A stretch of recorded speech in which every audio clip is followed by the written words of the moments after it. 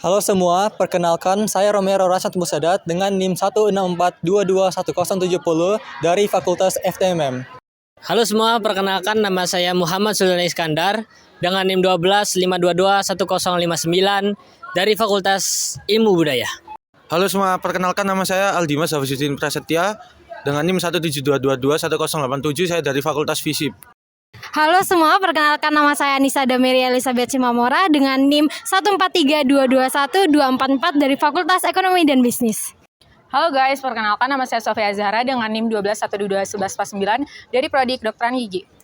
Halo semuanya, perkenalkan nama saya Joshua Stephen Antonius Sitinjak dengan NIM 433221089 dari Fakultas Vokasi.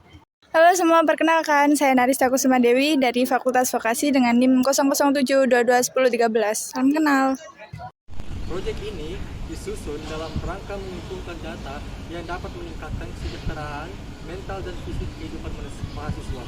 Tindakan ini dapat dilakukan dengan melakukan survei mengenai kesadaran dampak negatif dari stres dan tekanan pada kesehatan mahasiswa. Dapat banyak hal yang mengakibatkan terjadinya resiko pada gangguan mental dan fisik seperti stres, kemudian menjaga keseimbangan akademik dan sosial, tekanan, panik, masalah keuangan, depresi, dan yang lain-lain. Hal tersebut merupakan hal yang sangat sering terjadi dalam kalangan masyarakat. Salah satunya adalah mahasiswa. Kebanyakan terjadinya resiko gangguan mental dan hal tersebut dapat mempengaruhi performa kinerja akademik, kesehatan, lalu produktivitas, kemampuan membangun hubungan sosial, sehat dan kesejahteraan kehidupan mahasiswa secara keseluruhan. Sesuai dengan judul proyek kelompok kami, resiliensi dan regulasi emosi merupakan faktor yang penting dalam meningkatkan kesejahteraan mental dan fisik mahasiswa. Resiliensi dapat meningkatkan kemampuan mahasiswa untuk dapat menangani masalah dan mengembangkan ketahanan terhadap stres, trauma, dan tantangan yang sedang mereka hadapi. Mahasiswa yang mempunyai resiliensi memiliki kecenderungan untuk mampu beradaptasi terhadap kehidupan yang mereka alami di lingkungan kehidupan mereka, terutama saat mereka hidup merantau atau jauh dari orang tua. Mengenai apakah itu? Mengenai tantangan tahanan keakademikan, masalah pribadi, dan tantangan yang lainnya, hingga dapat mengatasi perasaan yang dapat menjatuhkan mereka seperti depresi dan cemas. Nah, beberapa cara untuk meningkatkan resiliensi antara lain adalah 1. Mempelajari keterampilan penyelesaian masalah dan pengambilan keputusan. Yang kedua, membangun hubungan sosial yang positif dan sehat. Yang ketiga, memperkuat optimisme dan harapan. Yang keempat, mengembangkan keterampilan komunikatif yang tepat. Yang kelima, mengembangkan rasa empati dan pengertian terhadap orang lain. Regulasi emosi menunjukkan suatu usaha yang dilakukan oleh seorang individu untuk mempengaruhi emosi yang sedang dirasakan dan bagaimana emosi ini dirasakan dan diekspresikan. Mahasiswa yang mampu mengatur dan mengelola emosi yang sedang mereka punya saat dalam kondisi mengalami stres, trauma, dan tantangan hidup sehingga mereka secara efektif dan mengurangi resiko gangguan mental. Nah, regulasi emosi ini sangat penting dalam meningkatkan kesejahteraan mental dan fisik. Dengan melakukan perilaku sehat seperti berolahraga dan mempunyai pola makan hidup yang sehat, tingkat emosi dapat meningkat. Beberapa cara untuk meningkatkan regulasi emosi antara lain adalah yang pertama, memahami dan mengenali emosi apa yang sebenarnya dirasakan. Yang kedua, menemukan cara untuk mengatasi emosi negatif. Yang ketiga, mengembangkan keterampilan relaksasi dan meditasi. Yang keempat, meningkatkan keterampilan sosial dan interpersonal. Dan yang terakhir adalah membangun dan memelihara hubungan yang sehat dengan orang lain. Baik, selanjutnya akan dilanjutkan oleh rekan saya. Kuesioner yang kami buat berisi pertanyaan-pertanyaan yang sesuai dengan topik peran resiliensi dan regulasi emosi dalam meningkatkan kesejahteraan mental fisik kehidupan mahasiswa, yang akan membantu kami memahami tentang tantangan-tantangan yang dihadapi oleh mahasiswa. mempertimbangkan faktor resiliensi dan regulasi emosi, memahami hubungan antara kesejahteraan mental dan fisik, dan menemukan sumber dukungan dan bantuan yang tepat bagi mahasiswa. Mungkin perlu mencari dukungan dari berbagai sumber selama masa perkuliahan. Maka, dari kuesioner ini, kelompok kami dapat membantu mengidentifikasi faktor-faktor yang berkontribusi pada kesejahteraan mental dan fisik mahasiswa dan membantu menemukan cara untuk meningkatkan kesejahteraan mereka secara keseluruhan. Kuesioner yang kami sediakan berupa kuesioner yang dibentuk melalui Google Form. Kuesioner berisi 30 pertanyaan, dan setiap pertanyaan yang berupa di dalam form menanyakan mengenai situasi yang dirasakan oleh mahasiswa setelah tahun pertama perkuliahan. Kuesioner yang kami sediakan menanyakan pertanyaan mengenai kemampuan resiliensi dan regulasi emosi mahasiswa ketika melakukan kegiatan pembelajaran atau organisasi dalam masa perkuliahan. Setiap pertanyaan memiliki jawaban yang sama dengan menggunakan angka 1, 2, 3, 4, dan 5, dengan setiap anggota mempresentasikan tingkat kesetujuan responden terhadap pertanyaan. Oke, sekarang kita masuk ke scoring. Yang pertama, untuk setiap pertanyaan, responden harus menilai seberapa benar pernyataan tersebut bagi mereka dalam skala dari 1 sampai 5. Yang kedua, terdapat juga soal yang perlu menggunakan reverse scoring untuk menghitung penilaian. Reverse scoring terjadi karena mengukur emosi atau pengalaman negatif atau menantang dan skor yang lebih tinggi pada pertanyaan-pertanyaan ini menunjukkan tingkat kesulitan atau kesusahan yang lebih tinggi. Sebaliknya, pertanyaan yang tidak diberi skor terbalik mengukur emosi atau pengalaman positif, dan skor yang lebih tinggi pada pertanyaan ini menunjukkan tingkat kesejahteraan atau fungsi positif yang lebih tinggi. Mencetak pertanyaan tertentu secara terbalik membantu menyeimbangkan skor keseluruhan dan memberikan gambaran yang lebih akurat tentang keadaan emosi seorang diri. Dari pertanyaan kuesioner yang telah kami sediakan, jawaban untuk pertanyaan 1, 2, 4, 5, 8, 9, 11, 12, 13, 14, 15, 17, 18, 19, 20, 21, 22, 23, 24, 25, 26, 27, 28, dan 29 harus diberi skor terbalik, yang dimana artinya jawaban 1 harus diberi skor 5, jawaban 2 harus diberi skor 4, jawaban 3 harus diberi skor 3, jawaban 4 harus diberi skor 2, dan jawaban 5 harus diberi skor 1. Yang ketiga, setelah penilaian terbalik, skor untuk setiap pertanyaan dapat dijumlahkan yang akan memberikan skor total skor yang lebih tinggi. Skor tinggi itu juga menunjukkan tingkat ketahanan dan regulasi emosi yang lebih tinggi. Pada penelitian ini, jumlah responden yang dilibatkan ada 65 responden. Dengan data yang dianalisis menggunakan 30 item atau pertanyaan yang diajukan kepada responden. Pada penelitian ini, jumlah responden yang dilibatkan ada 65 responden. Dengan data dianalisis menggunakan 30 item atau pertanyaan yang diajukan kepada peserta melalui Google Form.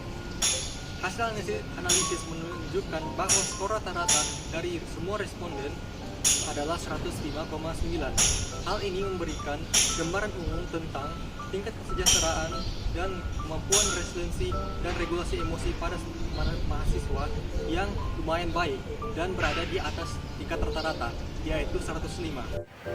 Nah, selanjutnya kita masuk ke bagian pengelompokan skor. Nah, pengelompokan skor ini menggunakan sistem perhitungan CD, RIEAC, NRQ test. Skor ditambahkan untuk semua 30 pertanyaan untuk mendapatkan skor total yang dapat berkisar dari 0 hingga 150. Jika skor rata-rata responden lebih tinggi, maka hal itu menunjukkan ketahanan yang lebih besar. Jika rata-ratanya responden yang lebih rendah, itu menunjukkan ketahanan yang lebih rendah. Nah, berikut adalah beberapa pedoman umum untuk menafsirkan skor. Yang pertama, skor rata-rata responden di bawah 75. Ini artinya mungkin menunjukkan bahwa individu tersebut memiliki ketahanan yang rendah dan mungkin berjuang untuk mengatasi stres dan kesulitan. Skor rata-rata responden antara 75 dan 105. Ini dianggap sebagai rentang ketahanan rata-rata dan mungkin menunjukkan bahwa individu tersebut memiliki beberapa kemampuan untuk mengatasi stres dan kesulitan, tetapi mungkin juga mendapat manfaat dari pengembangan strategi penanggulangan tambahan. Yang ketiga, skor rata-rata responden di atas 105. Hal ini dianggap sebagai rentang ketahanan yang tinggi dan mungkin menunjukkan bahwa individu tersebut memiliki keterampilan coping yang kuat dan memiliki kemampuan untuk bangkit kembali dari keterpurukan, dari stres dan atau kesulitan. Nah, penting untuk dicatat bahwa ini hanyalah kuesioner sampel dan sistem penilaian, dan ini hanya boleh digunakan untuk tujuan informasi. Untuk mendapatkan pemahaman yang lebih lengkap tentang distribusi skor ketahanan, maka histogram digunakan. Histogram ini menunjukkan bahwa mayoritas peserta sekitar 34% memiliki skor ketahanan dalam rentang 101 dan 110. Ini mengindikasikan bahwa sebagian besar peserta menunjukkan tingkat ketahanan, resiliensi dan kemampuan regulasi emosi yang cukup baik di atas rata-rata. Dan 23% dari peserta menunjukkan skor tahanan rata-rata yang dalam rentang skor 110 sampai 120, yang menunjukkan bahwa sebagian peserta juga memiliki tingkat ketahanan yang lebih tinggi.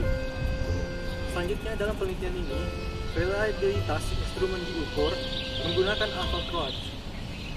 Hasilnya menunjukkan bahwa alpha Crouch mencapai 0,91, yang menunjukkan tingkat konsistensi internal yang tinggi antara pertanyaan-pertanyaan dalam instrumen penelitian. Hal ini mengindikasikan bahwa instrumen tersebut memiliki keandalan yang tinggi dan mengukur tingkat ketahanan peserta yang sangat baik. Secara keseluruhan, penelitian ini memberikan gambaran yang komprehensif tentang skor dan ketahanan peserta. Mayoritas peserta menunjukkan tingkat ketahanan yang relatif tinggi dalam rentang 101 hingga 110, sementara sebagian peserta menunjukkan ketahanan yang lebih besar tinggi dalam rentang 110 hingga 150.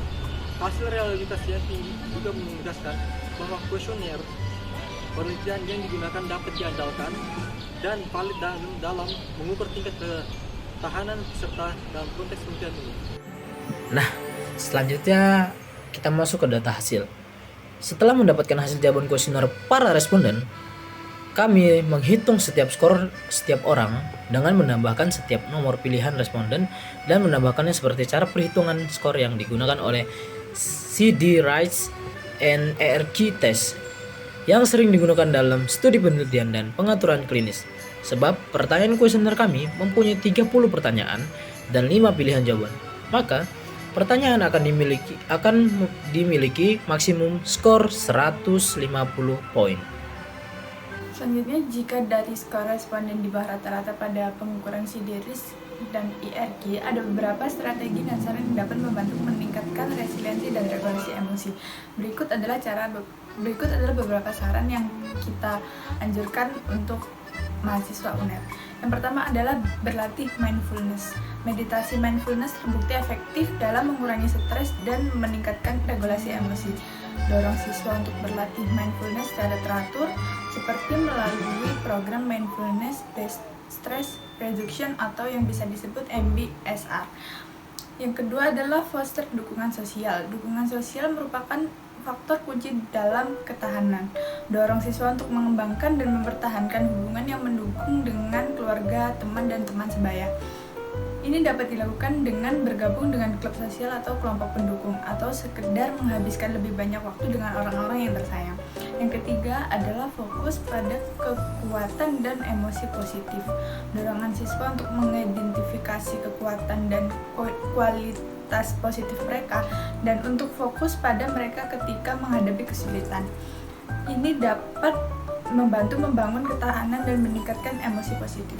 Yang keempat adalah kembangkan keterampilan coping, yaitu dorong siswa untuk mengembangkan dan melatih keterampilan coping seperti pemecahan masalah, teknik relaksasi, dan restrukturisasi. Yang keempat adalah kembangkan keterampilan coping. Dorong siswa untuk mengembangkan dan melatih keterampilan coping seperti pemecahan masalah, teknik relaksasi, dan restrukturisasi. motorisasi kognitif. Keterampilan ini dapat membantu mereka mengelola stres, emosi negatif dengan lebih baik. Yang terakhir adalah mencari bantuan profesional. Jika siswa berjuang dengan ketahanan rendah atau pengaturan emosi yang buruk, dorong mereka untuk mencari bantuan profesional dari penyedia kesehatan mental. Ini mungkin termasuk terapi, konseling, atau pengobatan. Dan secara keseluruhan yang saya sebutkan, penting untuk diingat bahwa ketahanan dan pengaturan emosi adalah keterampilan yang dapat dikembangkan dan diperkuat seiring berjalannya waktu. Dorong siswa untuk mengambil peran aktif dalam kesejahteraan mereka sendiri dan untuk mencari dukungan bila diperlukan.